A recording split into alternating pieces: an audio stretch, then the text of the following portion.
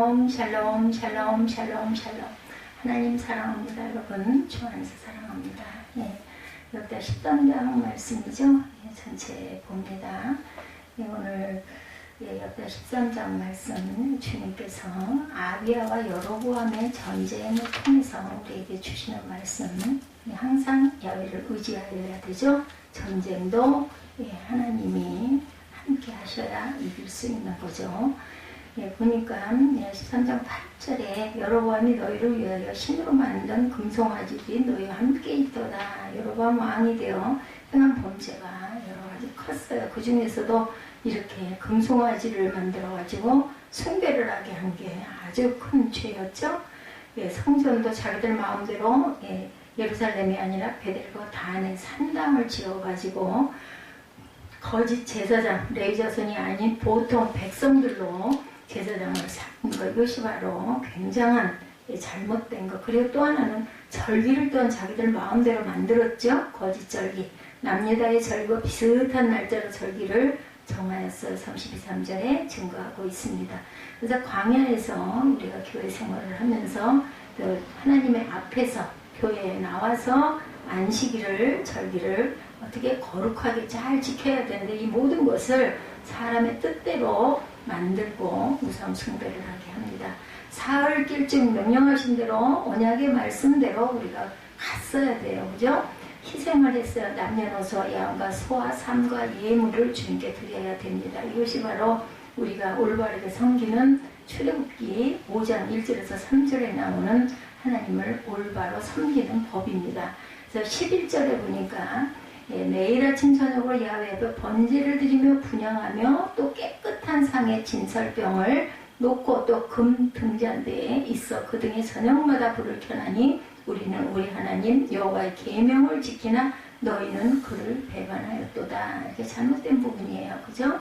여호와의 계명은 하나님을 경외하는 법입니다. 그리고 하나님을 경외하는 것은 창조의 목적이죠. 이를 위해 하나님은 백성과 언약을 맺으셨고, 그 언약을 지키면 복과 생명을, 지키지 않으면 저주와 사망을 주시는 거죠. 레위 26장 1절에서 13절, 신명기 28장 1절에서 14절에 보면 언약을 지키면 복과 생명을 주신다. 레위 26장 14절에서 39절, 신명기 18장 10절에서 68절까지 언약을 지키지 않으면 저주와 사망이 온다고 말씀합니다. 야훼와 싸우지 말라 12절에 말씀하죠. 야훼 싸우지 말라. 너희가 형통하지 못하리라. 하나님과 어떻게 감히 싸우겠어요? 이것은 하나님을 거역하는 것을 하지 말라는 의미입니다. 사무엘상 12장 14, 5절에 야훼를 경외하여 그를 섬기며 그의 목소리를 듣고 야훼의 명령을 거역하지 아니하라 합니다. 히브리서 12장 25절에도 너희는 삼가 말씀하신 일을 거역하지 말라. 땅에서 경고하신 일을 거역한 그들이 피하지 못한다라고 말씀합니다. 이사야 1장 2절에서 15절에도 너희가 어찌하여 매를 더 맞으려고 폐역을 거듭하느냐. 야훼의 말씀을 들을지어다. 우리 하나님의 법에 귀를 기울일지어다. 성회와 아울러 악을 행하는 것을 내가 견디지 못하겠노라. 이렇게 말씀하셨어요. 그래서 야훼를 의지하여서 전쟁도 해야 되고 야훼를 의지하여서 우리의 삶도 살아가야 할 줄을 믿습니다. 오늘 역대하서 13장 말씀은 남왕국 유대와 그 제2의 왕이었던 아비야의 통치 행적에 대해서 소개하고 있습니다. 제3년 동안 아비야는 북왕국 이스라엘과 동족 전쟁을 치렀는데 결국 승리하죠. 주전 13년경에 발생한 이 전쟁으로 인해 북왕국 여로보암은 쇠퇴하고 남왕국 아비야는 더욱 강성해지는 결정적인 계기가 되었어요. 그래서 아비야와 여로보암의 전쟁에 대해서 유다왕 아비야가 대두가 됩니다. 13장 1, 2절 보니 여로보암 왕 18째 해에 아비야가 유다의 왕이 되었어요. 예루살렘에서 3년 동안 다스립니다. 그의 어머니 이름은 마아가요 기브아 사람 우리엘의 딸이더라. 아비야가 여로보암과 더불어 싸울새 3절에 아비야는 싸움에 용감한 군사 40만 명을 택하여 싸움을 준비하였고 여로보암은 큰 용사 80만 명을 택하여 그와 대진하니라. 고비죠. 아비야가 에브라임 산중 스마라임 산에 서서 이르되 여로보암과 이스라엘 무리들아 다 들으라. 이스라엘 하나님 야훼께서 소금 언약으로 이스라엘 나라를 영원히 다윗과 그의 자손에게 주신 것을 너희가 알 것 아니냐. 다윗의 아들 솔로몬의 신하 느밧의 아들 여로보암에 일어난 자기의 주를 배반하고 남봉꾼과 잡대가 모여 따름으로 스스로 강하게 되어 솔로몬의 아들 르호보암을 대적하였으나 그때 르호보암이 어리고 마음이 연약하여 그들의 입을 능히 받지 못하였었느니라. 이제 내가 또 다윗 자손을 손으로 다스리는 여호와의 나라를 대적하려 하는도다. 너희는 큰 무리여 또 여로보암이 너희를 위하여 신으로 만든 금송아지들이 너희와 함께 있도다. 너희가 아론 자손인 여호와의 제사장들과 레위 사람들을 쫓아내고 이방 백성들의 풍속을 따라 제사장을 삼지 아니하였느냐? 누구를 막론하고 어린 수송아지 한 마리와 순양 7마리를 끌고 와서 장립을 받고자 하는 자마다 허무한 신들의 제사장이 될 수 있도다.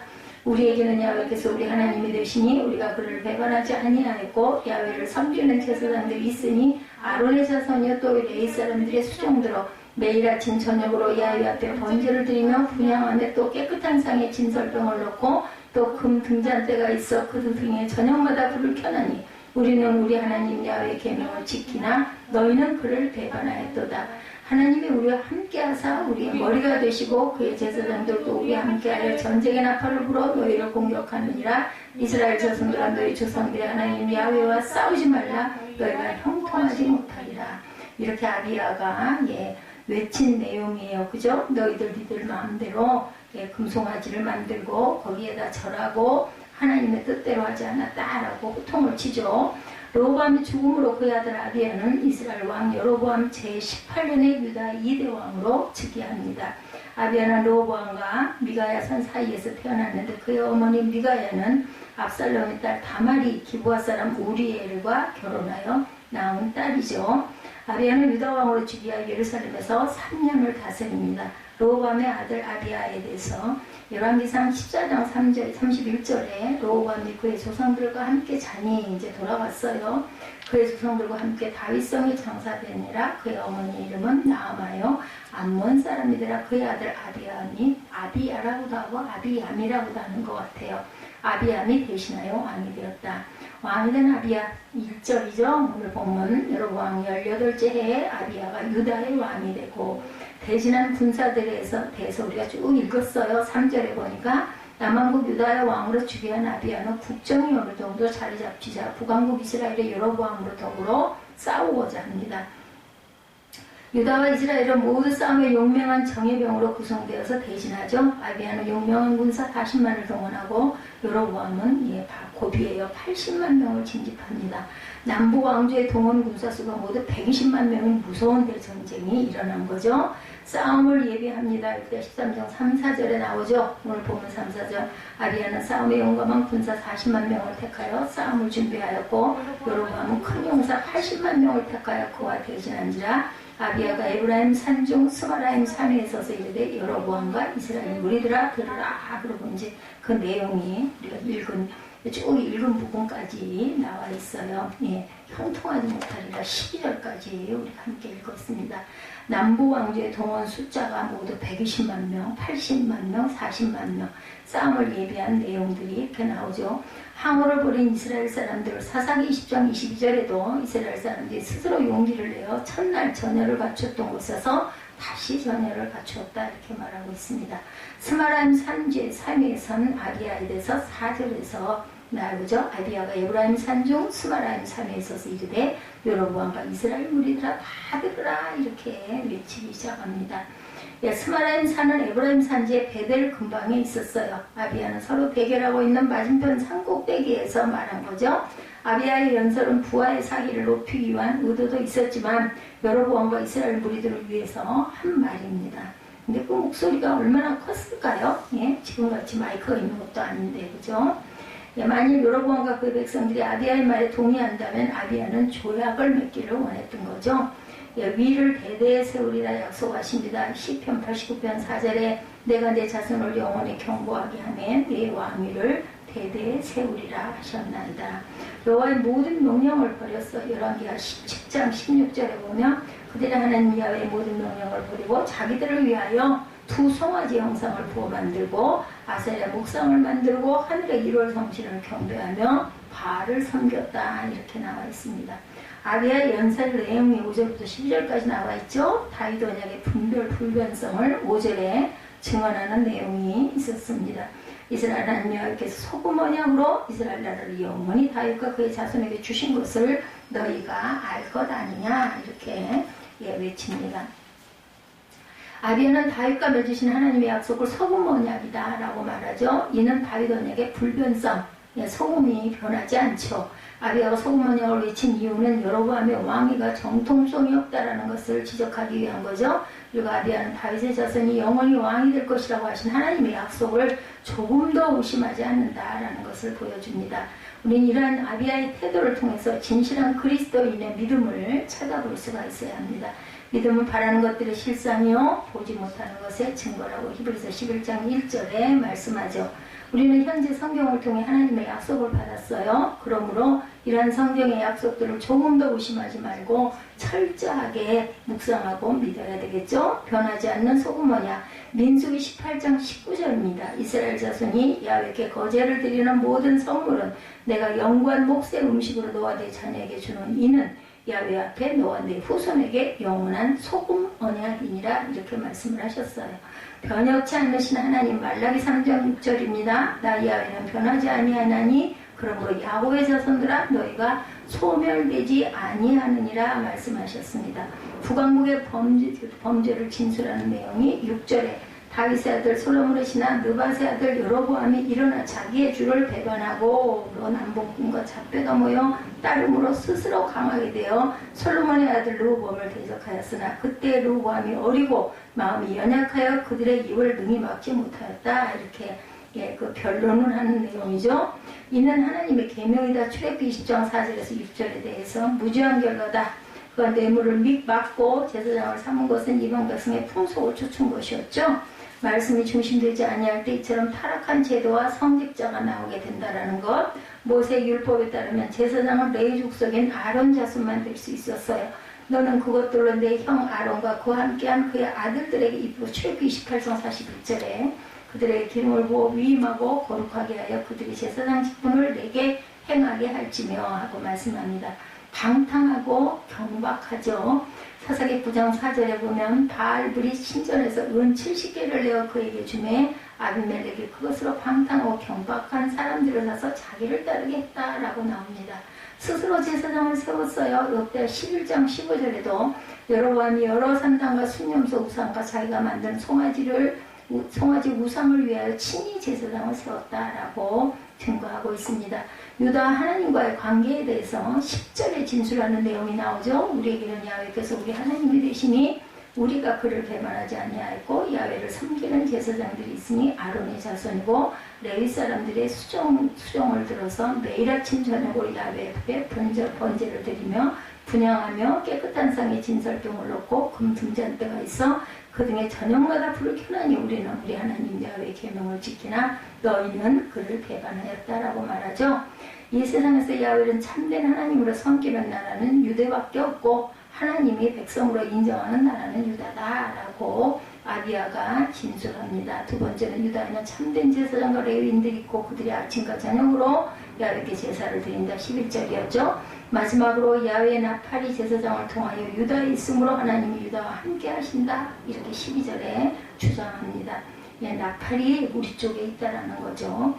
마지막으로 이스라엘의 영원한 규례에 대해서 역대 2장 4절에 이제 내가 나의 하나님 야훼의 이름을 위하여 성전을 건축하여 구별하여 드리고 주 앞에서 향 재료를 사르며 항상 떡을 차려놓으며 안식일과 초하루와 우리 하나님 야훼 절기에 아침 저녁으로 번제를 드리려 하니 이는 이스라엘의 영원한 규례다. 야훼께 드리는 상번제 민수기 28장 4절에도 어린 양 한 마리는 아침에 드리고 어린 양 한 마리는 해질 때에 드릴 것이고 그래서 유다는 승리할 것이다 라고 하죠. 결국 유다가 승리를 합니다. 우리가 12절까지 읽었어요. 13절부터 보면 여로보암이 유다의 뒤를 둘러 복병하였으므로 앞에는 이스라엘 사람들이 있고 뒤에는 복병이 있는지라 유다 사람이 뒤를 돌아보고 자기 앞뒤에 적병으로 말미암아 야훼께 부르짖고 제사장들은 나팔을 부니라. 유다 사람이 소리 지르매 유다 사람이 소리 지를 때 하나님의 여로보암과 온 이스라엘을 아비야와 유다 앞에서 치시니 이스라엘 자손 유다 앞에서 도망하는지라 하나님이 그들의 손에 넘기셨으므로 아비야와 그의 백성이 크게 무찌르니 이스라엘의 택한 병사들이 죽임을 당하고 엎드러진 자들이 50만 명이었더라. 그때 이스라엘 자손이 항복하고 유다 자손이 이겼사니 이는 그들이 그들의 조상들의 하나님 야훼를 의지하였습니다.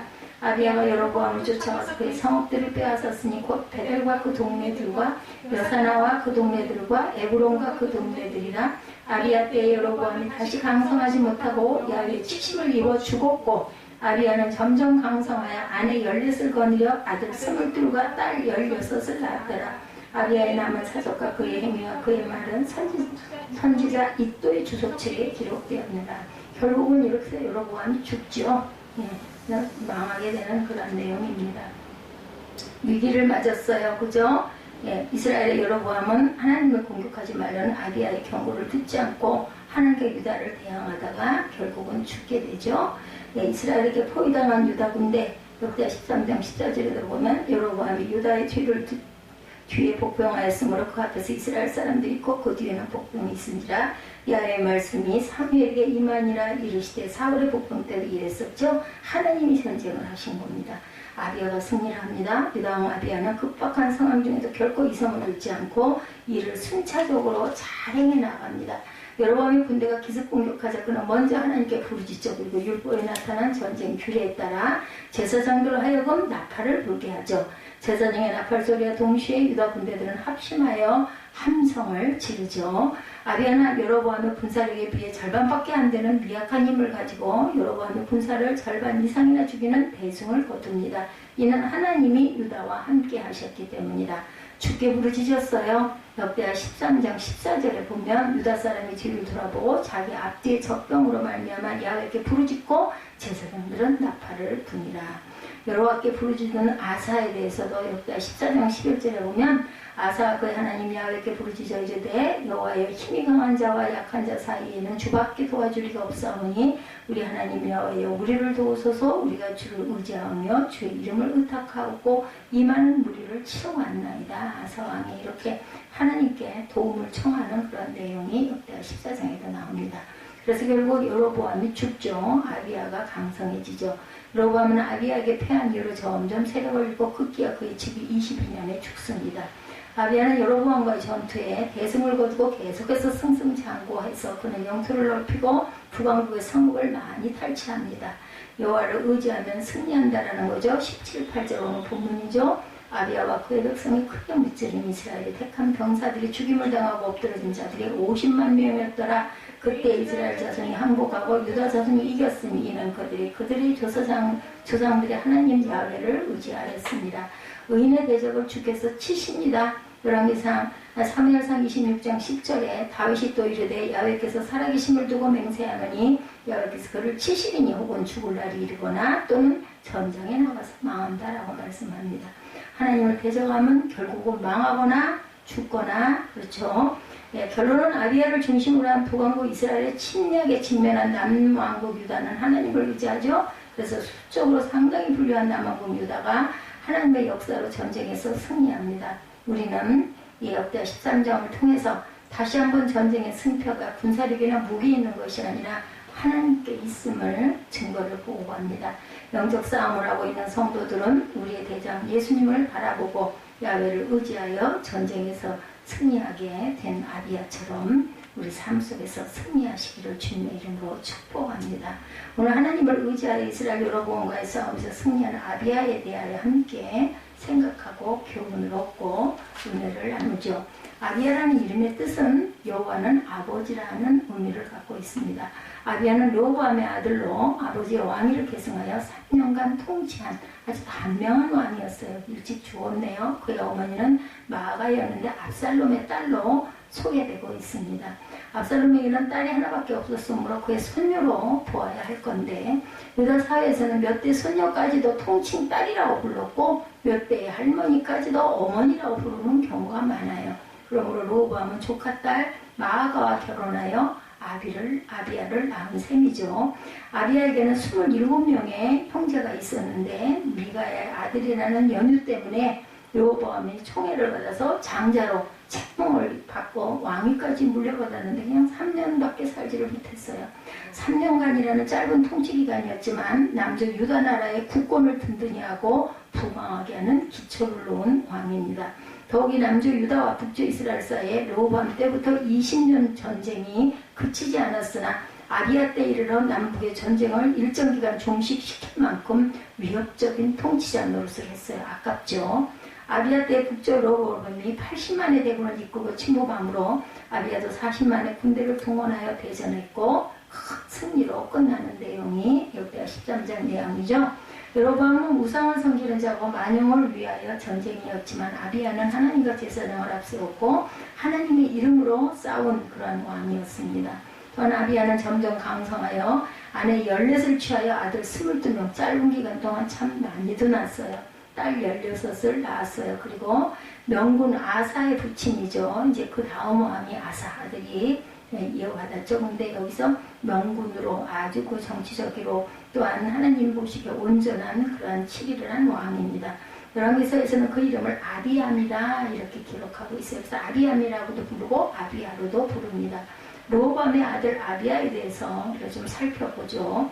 아비야와 여로보암의 정책, 여로보암이 왕이 된 지 18년 되는 해에 아비야가 유다의 왕이 되죠. 그는 예루살렘 3년을 다스렸어요. 그의 어머니는 미가야였다. 아비야가 유다의 택한 용사 40만을 이끌고 여로보암과 전쟁을 하기 위하여 나가죠. 여로보암 왕은 이스라엘의 택한 용사 80만 명을 예비하여 대진합니다. 아비야 왕의 스마라임 산에 올라가서 여로보암과 모든 이스라엘 군인들이 들을 수 있는 큰 소리로 외친 내용이 12절까지 우리가 읽은 내용입니다. 이스라엘 무리들아, 이스라엘의 하나님 야훼께서 영원히 변할 수 없는 소금 언약으로 이스라엘 자손을 영원히 다윗의 그 후손에게 준 것을 너희가 알지 못하느냐. 다윗의 아들 솔로몬이 우상을 섬기는 틈을 타서 그의 신한 느밧의 아들 여로보암이 왕을 배반하였고 방탕하고 교만한 자들이 그를 도와서 스스로 강하게 하여 솔로몬의 아들 르호보암을 대적하죠. 르호보암이 마음이 약해서 이들을 다스리지 못했지만 지금은 연약한 시대가 지났다. 너희가 지금도 다윗의 자손의 손으로 다스리는 야훼 나라를 대적하겠느냐 이렇게 외친 거예요. 너희들은 사람의 수가 많은 것을 의지하느냐. 너희들은 여로보암이 만든 금송아지를 신으로 섬기고 있다. 또 너희가 아론의 자손 제사장들을 다 쫓아내고 이방 백성들의 풍속과 같이 아무나 제사장을 삼고 있지 않느냐. 누구든지 수송아지 하나와 수양 7을 끌고 와서 제사장이 되고자 하면 허무한 금송아지 제사장이 될 수 있다. 그러나 우리는 유다에게는 야훼께서 우리 하나님이 되시고 우리는 그분을 배반하지 않았다. 또 야훼를 섬기는 제사장들이 우리에게 있다. 그들은 아론의 후손이고 아침과 저녁에 야훼 하나님 앞에 율법에 따라 번제를 드리고 분향하고 깨끗한 상에 진설병을 드리고 있다. 우리는 야훼의 계명을 지키나 너희들은 야훼를 배반하였다. 이스라엘 자손들아 너희 조상들의 하나님과 싸우지 말아라. 너희가 성공하지 못할 것이고 너희가 제사장의 경고의 나팔 소리를 지금 듣고 있다. 여로보암 왕이 유다를 치기 위하여 복병을 숨겨둡니다. 이들이 유다의 뒤에서 갑자기 유다 군대를 공격하죠. 유다 군대는 포위를 당했어요. 이것을 보고 유다 사람들이 하나님께 부르짖어 기도하죠. 그리고 제사장들이 하나님의 은나팔을 울려서 붑니다. 하나님께서 소리를 들으시고 응답을 하셔가지고 이스라엘 사람들이 앞뒤에서 많은 군대로 유다 군대를 공격했지만 하나님께서 도리어 유다 군대를 이기게 하시죠. 하나님께서 이스라엘 군대를 유다 군대에게 넘겨주시자 유다의 군사들이 이스라엘 군대를 크게 무찔러 승리합니다. 그날에 이스라엘 군대 50만 명이 죽음을 당하고 이스라엘 군대가 유다의 군대 앞에서 완전히 항복을 하는 사건, 13장 내용입니다. 유다 사람들이 하나님을 의지하였기 때문에 하나님께서 이들에게 대승을 거두게 해주셨다. 아비야가 여로보암을 쫓아가서 많은 성읍을 뺐습니다. 베델과 여사나와 에브론과 그 주위의 모든 땅을 유다가 빼앗죠. 아비야에게 패한 여로보암은 다시는 강한 나라가 되지 못하고 죽죠. 여로보암을 의지한 연고로 우리는 세상을 살아가면서 갖가지 어려운 일들을 만납니다. 야훼를 의지한 연고로 어떤 데는 최악의 상태까지 가서 앞으로 더 나아갈 수도 없을 것 같고 뒤로 물러설 수도 없는 진퇴양난의 기로에 설 때도 우리에게 있습니다. 본문에서 앞이 보이지 않는 칠흑 같은 어둠 속의 길모퉁이에서 어떻게 해야 할지를 가르쳐주죠. 유다왕 아비야는 북이스라엘의 여로보암 왕의 침략을 받고 북이스라엘 군은 80만이고 아비야가 이끄는 군대는 40만으로 군사력이 현저한 멸세에 있었지만 전술상으로도 적군에게 전후방이 포위되는 진퇴양난의 위기에 봉착돼 있었지만 그때 유다 백성들은 군사적 행동을 취한 것이 아니라 하나님께 도우심을 간구함으로 승리를 얻은 사건, 그뿐만 아니라 하나님께서는 유다 백성들에게 많은 것으로 축복을 해주시죠. 그럼 유다 백성이 하나님을 의지했을 때 어떠한 축복을 받았는가? 전쟁에서 승리했죠. 오늘 내용처럼 군사력의 열세에도 유다는 적군 50만을 물리칩니다. 이를 통해 알 수 있는 것은 전쟁의 승패는 오직 야훼 주권에 있는 것이지 군사의 숫자나 전술상의 우위에 있는 것이 아니라는 것을 증거하죠. 본문에서뿐만 아니라 사사기 7장에도 전쟁의 승패는 야훼 주권에 있음을 가르쳐줍니다. 기드온의 300용사 메뚜기의 때처럼 수다한 미디안의 군대를 물리칠 수 있었음은 하나님의 도우시는 권능이 함께하였습니다. 다윗이 골리앗 앞에서 물맷대를 손에 들고 외쳤던 말, 또 야훼의 구원하심이 칼과 창에 있지 아니하면 이 무리로 알게 하리라. 전쟁은 야훼에게 속한 것이니 그가 너희를 우리 손에 붙이셨다. 사무엘상 17장 47절입니다. 싸울 날을 위하여 마병을 예비하거니와 이김은 야훼께 있느니라. 잠언 21장 31절이죠. 현대를 사는 우리에게도 수많은 영적인 싸움이 있습니다. 에베소서 6장 12절에 우리의 씨름은 혈과 육에 대한 것이 아니요 정사와 권세와 이 어둠의 세상 주관자들과 하늘에 있는 악한 영들에게 대함이라 말씀합니다. 사단은 우는 사자처럼 우리를 삭히려고 하죠. 이런 영적 전투에서 승리하기 위해서는 오직 야훼만 의지해야 합니다. 그리고 두 번째는 나라가 그래서 강성해졌죠. 모든 권세가 하나님으로부터 나왔듯이 그 나라의 흥망성쇠도 오직 야훼로 말미암습니다. 유다가 전쟁에서 승리한 것은 기적적인 사건이죠.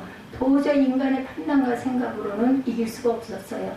군사력으로나 전술상으로 어림도 없는 일입니다. 그러나 하나님이 유다를 전쟁에서 승리하게 했을 뿐만 아니라 나라가 더 강해지는 축복을 주시죠. 전쟁 때문에 인적, 물적 손해가 있었지만 하나님께서는 오히려 나라를 더욱더 강성하게 하십니다. 하나님을 의지할 때 모든 일들이 어떻게 되어 전화위복이 된다. 그러므로 우리는 진퇴양난의 위기에 있을 때 절망하거나 낙심하지 말고 여호와의 도우심을 구하고 하나님만을 의지합시다.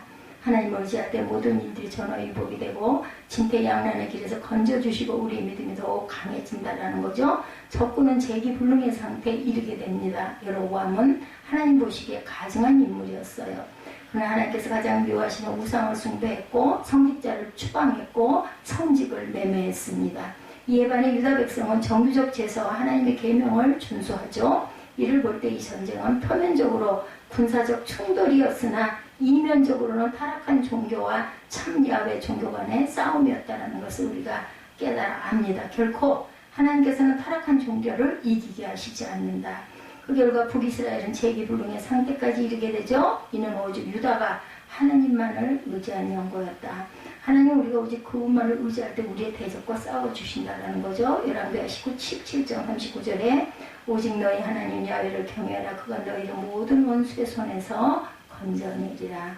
그뿐만 아니라 내 원수의 보응받는 것을 나로 목독해 하시는 것. 시편 59편 10절입니다. 아비야를 통해 우리가 배울 교훈이 무언가 우리는 생각해야 합니다.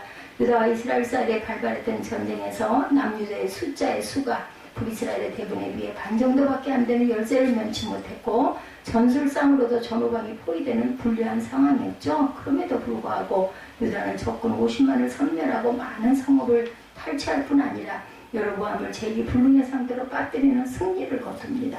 이 같은 승리의 원인은 유다 백성들이 철저하게 하나님을 의지했기 때문이다. 이로써 유대인들은 전쟁의 승리는 오직 야훼께 있다는 전통적인 신앙을 재인식할 수가 있었어요. 오늘날의 성도도 사단과 영적 전투에서 그리스도를 전적으로 의지할 때 백전백승의 대가를 부를 수 있다는 것. 항상 하나님을 앞세우고 하나님의 영광을 구할 때 실패는 없습니다. 두 번째 유다의 제2대 왕으로 등극한 아비야는 그의 부친 르호보암의 전설을 따라 사악한 통치를 한 것으로 알려집니다. 이러한 아비야의 가증한 범죄에도 불구하고 하나님께서 유다를 전속시킨 이유는 오직 다윗과의 영원한 언약을 기억하셨기 때문이다. 오늘날 우리가 무수한 인간적 실수에도 불구하고 늘 구원의 확신을 지니고 담대히 승리할 진군을 계속할 수 있는 것도 예수 그리스도 안에 있는 영원한 약속에 대한 덕분이라는 것을 잊지 맙시다. 로마서 8장 38구절이죠. 고린도후서 2장 14절에 증거합니다. 세 번째 아비야는 소금 언약 레위기 2장 13절에 근거하여 다윗 왕조의 정통성을 주장하죠. 우리가 기도할 때 이렇게 말씀에 근거해서 기도해야 된다는 겁니다. 그리고 그는 여로보암의 반역을 하나님과 다윗이 맺은 영원한 언약을 배반한 것으로 반박했죠. 이런 측면에서 그는 남유다를 야훼 나라로 부른 반면 북이스라엘을 배교자의 무리로 부르고 있습니다. 하나님께서 우리에게 약속하신 언약을 잊어버리지 말아야 되겠다. 오늘날에도 돈과 권력, 세상의 헛된 것들을 우상으로 섬기는 자들이 많습니다. 이 나라를 위해 우리가 항상 끊임없이 중보해야 합니다. 열왕기사의 관점에서 아비야는 하나님 앞에 온전치 못했던 왕으로 묘사되는 반면에 역대기에서는 하나님의 제사장을 보호하고 전쟁 가운데 하나님을 의지했던 왕으로 나타나 있습니다. 우리가 사람을 평가할 때는 한 면만 보지는 말아야 되겠죠. 여섯 번째, 아비야의 정권은 비교적 강건했던 것으로 성경의 역대기와 열왕기서 두 책에서 모두 증언하고 있는 바로 보면 역대기가 아비야 자신의 믿음을 보고 있는 반면에 열왕기서는 하나님의 계명을 잘 지켰던 왕으로 인해 아비야까지 강성했다고 설명합니다. 근데 3년 있다가 돌아갔기 때문에 그죠? 하나님 우리가 의를 행하면 그 후손까지 복을 주시죠. 그래서 아사 왕이 강성해집니다. 그 다음 때가 진리를 향한 외침은 시간과 장소, 지위, 고하를 구분해서는 안 된다. 또 누구나가 다 듣도록 맺혀야 된다는 거죠. 아비야는 여로보암의 무리들로 하여금 조상 이스라엘의 신앙을 생각하는 자들로 바꾸려고 외쳤어요. 역대기 13장 4절에서 12절에 우리가 읽은 말씀이죠. 그러나 결국 이러한 공고는 그들이 받아들여지지를 않습니다. 싸움이 벌어진 거죠. 그러나 우리는 때를 얻든지 못 얻든지 항상 하나님 말씀을 전하는 데 힘쓰고 범사의 오래 참음과 가르침으로 경책하고 권하는 그 태도, 그 말씀의 태도를 닮아야 되겠다. 디모데전서 4장 1절이죠. 역대 13장은 성경을 읽는 모든 다양한 환경에 있는 사람들에게 큰 교훈을 줍니다. 인생을 살아가다 보면 어떤 사건의 원인과 결과가 반드시 일치하지는 않는다는 사실을 우리가 발견하죠. 아비야의 군대는 전략상 약점이 있었지만 믿음으로 이겼어요. 그죠? 이것을 운명이냐 운으로 해석해서는 절대로 안 된다. 하나님의 섭리와 우리의 믿음이라는 요소로 해석을 해야 합니다. 시편 기자가 고백합니다. 시편 127편 1절이죠. 야훼께서 집을 세우지 아니하시면 세우는 자의 수고가 헛되며 야훼께서 성을 지키지 아니하시면 파수꾼의 경성함이 허사로다. 우리는 성실하게 최선을 다해 일해야 된다. 하지만 우리가 잊지 말아야 할 삶의 큰 원칙은 그 모든 수고가 하나님 마음에 합할 때 그 결과 역시 아름다울 수 있다는 거죠. 그렇지 않으면 자칫 우리의 모든 수고가 헛되이 될 수 있다는 것. 인생의 가장 행복한 승리자는 자신과 하나님의 필요를 일치시켜 살아가는 사람입니다. 그런 사람에게 실패란 있을 수 없다. 그러나 우리가 그 과정 속에서 고난은 겪기는 하죠. 하나님은 우리를 당신만을 의지하기를 원하십니다. 그래서 때로는 환난이나 핍박이 긴박하게 다가오기도 하죠. 그때 하나님을 더욱 간절히 부르짖고 의지하면 하나님의 크신 역사가 이루어집니다. 우리가 진퇴양난의 상황에서 절망하러 낙심하지 않고 야훼를 의지하고 온전하신 도우심을 구했을 때 하나님은 전하 위복의 기쁨을 맛볼 수 있도록 역사하시는 것을 우리의 삶 속에서, 우리의 생활 속에서 잘 우리가 느끼고 가죠. 한결같은 사랑으로 항상 하나님께서는 우리를 구약이나 지금이나 돌보시죠. 이스라엘을 광야에서 구름기둥과 불기둥으로 우리를 인도하신 하나님이 오늘도 말씀 속에서 역대하 13장 속에서 우리에게 생명 싸게로 우리를 지키시고 우리로 인해 찬양이 더욱 넘치기를 소원하신 하나님, 전능하신 하나님의 손길이 우리를 지키고 계신다는 사실을 잊지 않는 저와 여러분이 되시기를, 어떠한 절제절명의 순간에도 하나님을 온전히 의지하는 저와 여러분들이 되시기를 주님의 이름으로 축복합니다.